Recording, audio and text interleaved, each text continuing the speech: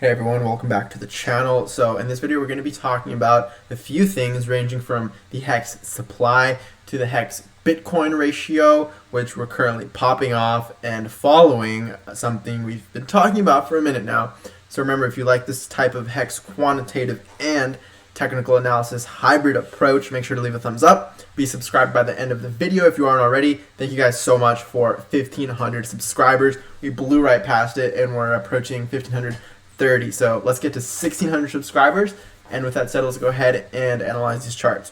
All right, so the obvious first thing we can look at is the fact that we have blown past all-time highs of 2.5 pennies, and it looks like we haven't stopped. And I don't know if we're stopping anytime soon.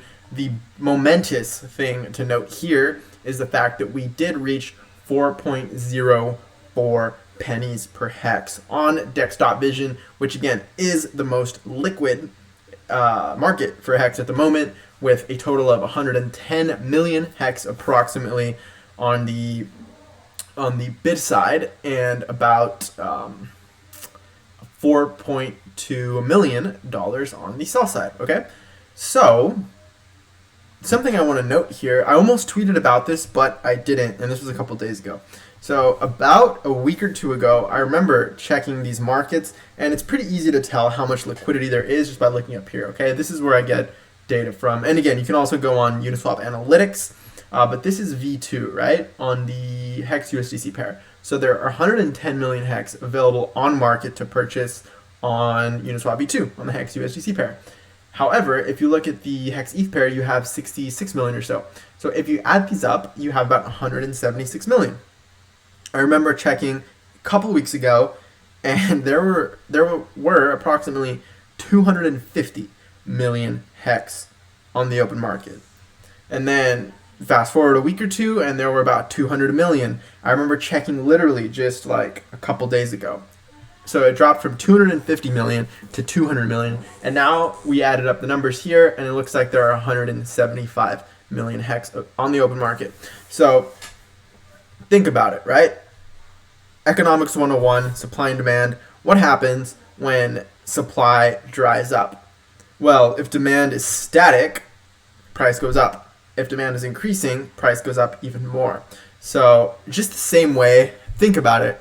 On an automated market maker, when you make a purchase, the reason why if you 2x the liquidity, you get 4x in price, and the reason why you have this sort of squared mechanism where if you 3x the liquidity, you 9x the price, the reason that's the case is because you're at the same time adding tokens to one side and removing from the other side. So the ratio of, you have this ratio, right, of, let's say, amount of HEX in the pool to amount of, let's say, USDC in the pool. So if you, for example, if you take away HEX from the pool, but you add USDC to the pool, the ratio increases by a squared function, right, to the power of 2.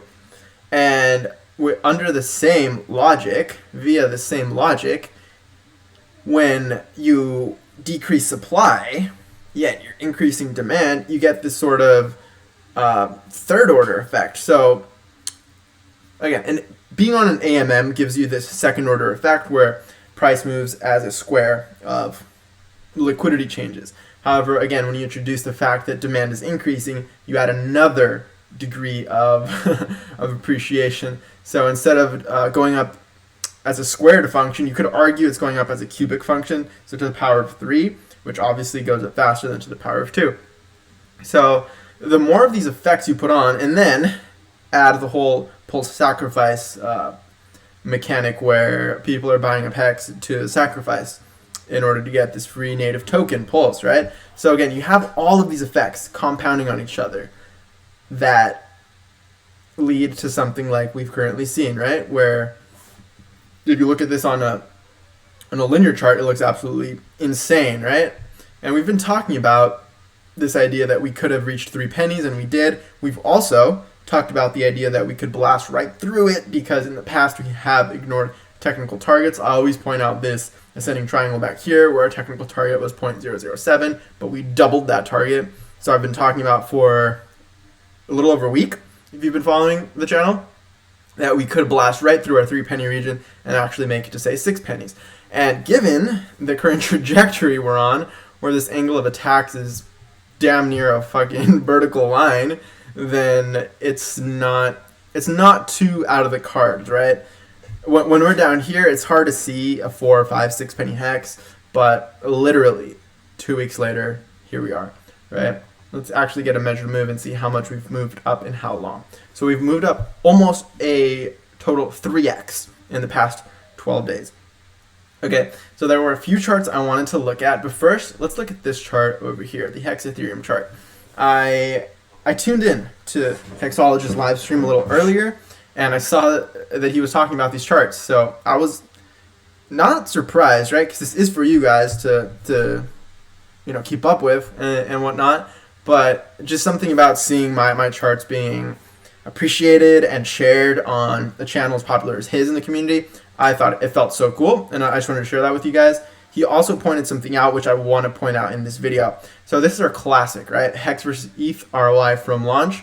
And he pointed out, right, Hexo pointed out the fact that if you were to overlay, say, this peak with this peak and sort of shift the HEX price over to hug the ETH price a little more, even though this is ROI from launch, we actually got a comment, and I've shared this in the past, right? Is HEX one market cycle behind Ethereum? That's the video where I discuss what I'm about to discuss right now. I'll leave a card here so you can check that out if you haven't already. Definitely watch that first.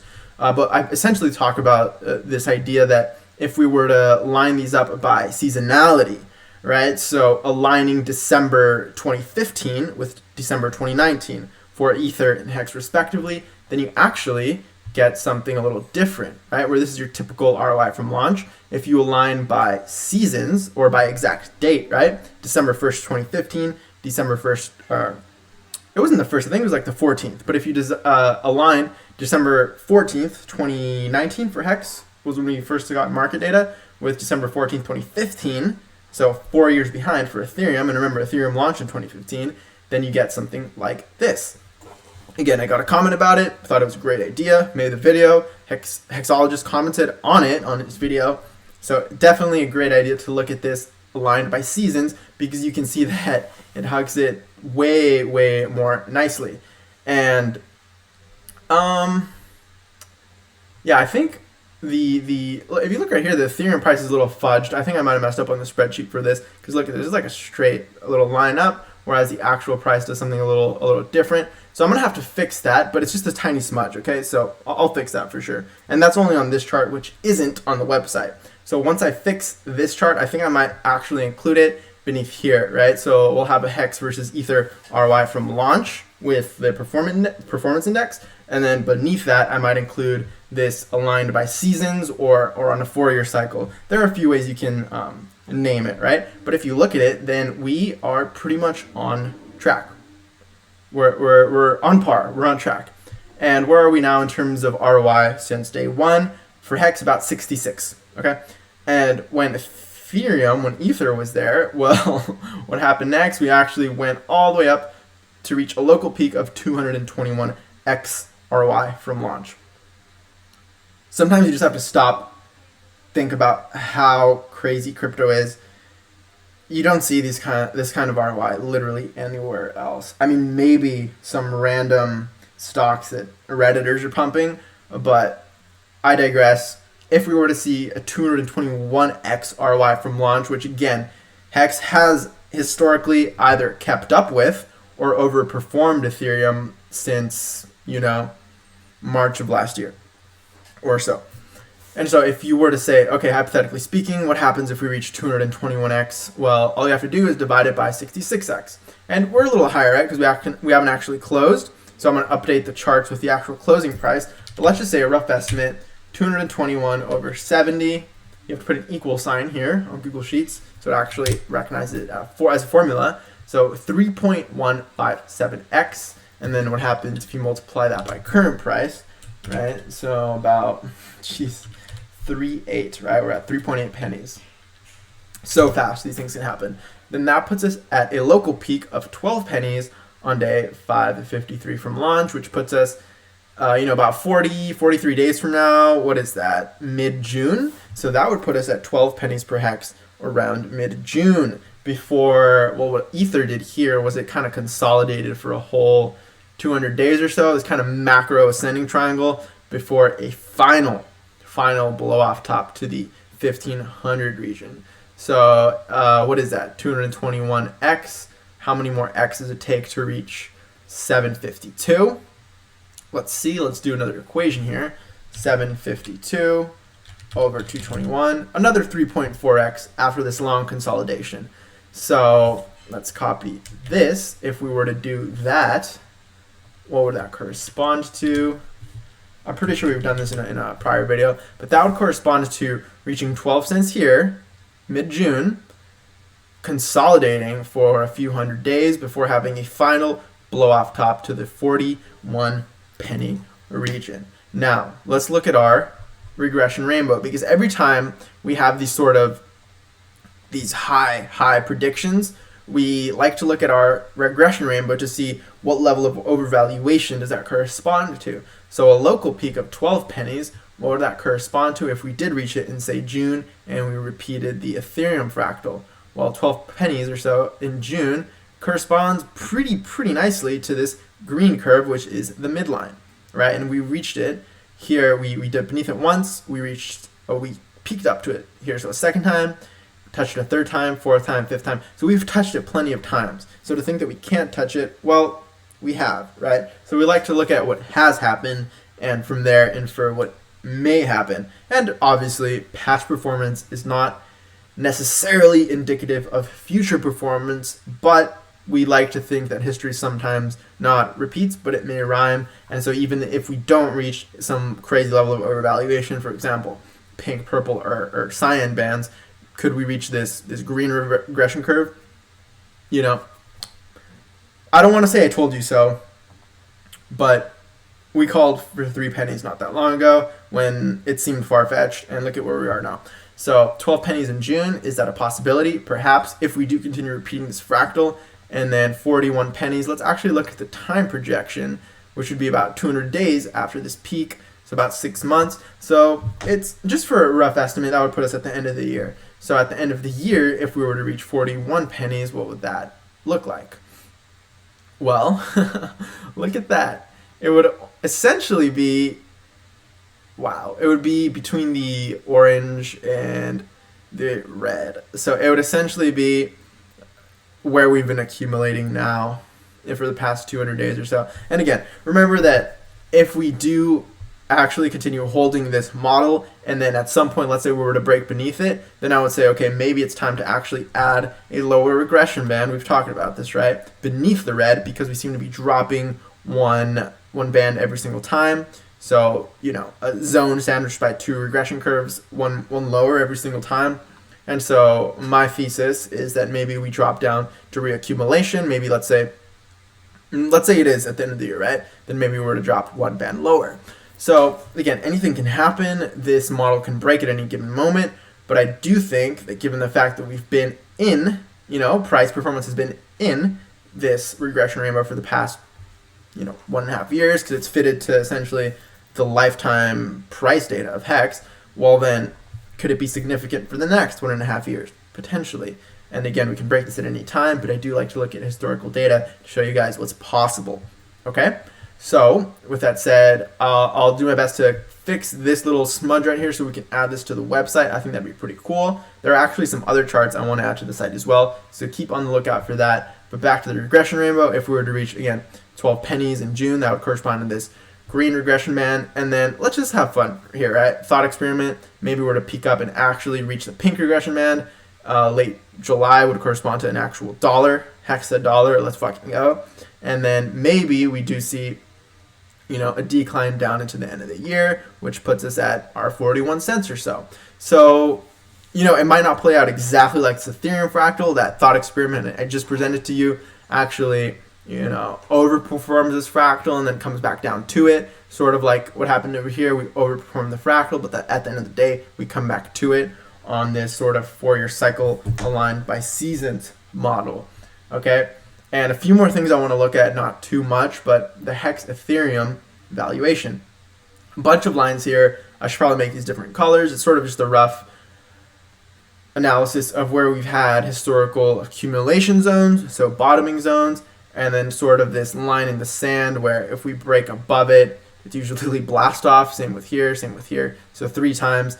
And if we don't blast above it, it's generally resistant. So that's why I drew these.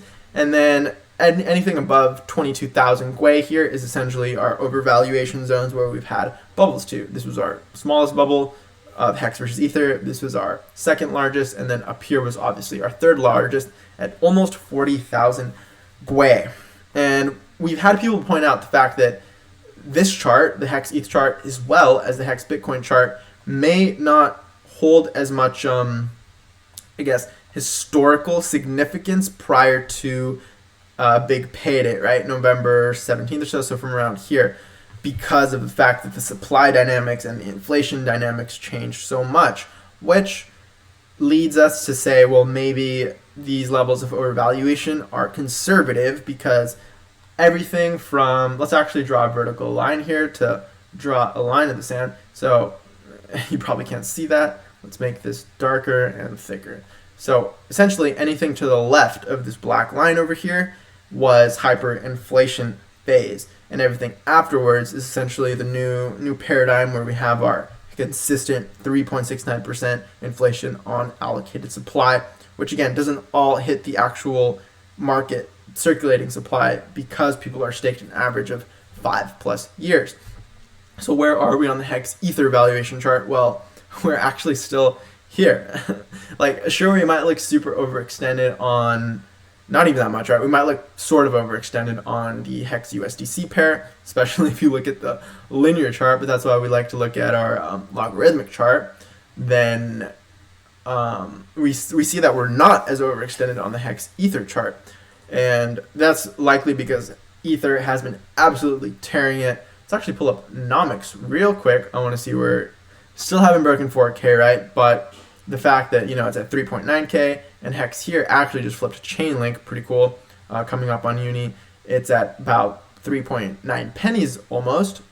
Again, Ether's at 3.9K, so that puts our HEX Ether valuation at almost 10,000 Gwei, which we had a comment in a past video not that long ago, maybe a week or two ago, that was calling for 10,000 Gwei, 10,000 Gwei HEX. So maybe if you read the comments, you might learn something.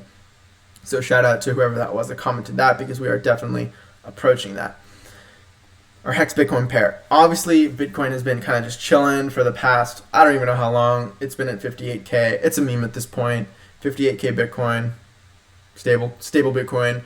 But because of that, and because of the fact that HEX has been tearing, then we see this HEX BTC valuation kind of pop off. And we were talking about this bull flag once, twice, maybe even 3 times. We talked about this bull flag and its similarities in shape as well as where it's playing out to this bull flag over here. We even went so far as getting a bars pattern from around here to here to sort of say, well, what if a fractal plays out from September to November of 2020? What if that plays out here? And I actually haven't moved it at all, which is really cool to see, because I'm going to unhide it right now. Let me move this, and you can see that we plotted this, I think, around here or so, around the 40, maybe 50 Satoshi region, and look at where we are now, 67 Satoshis per HEX.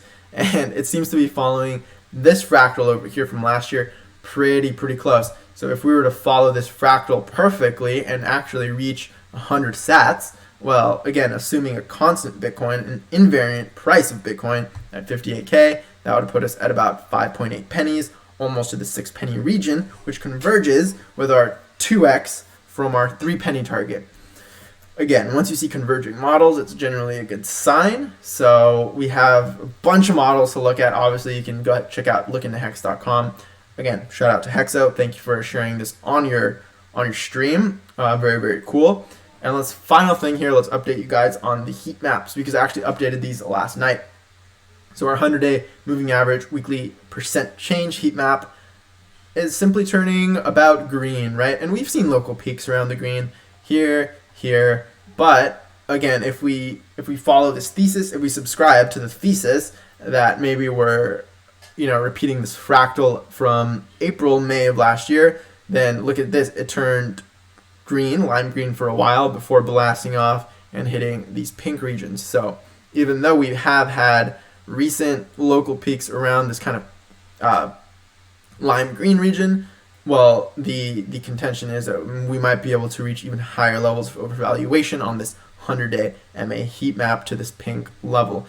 And this is more or less analogous to the regression rainbow. Like, this is the pink band, right? So if we look at our 200-day moving average weekly heat map, again, it's a longer term analysis, and you get data after 200 days as opposed to after 100 days.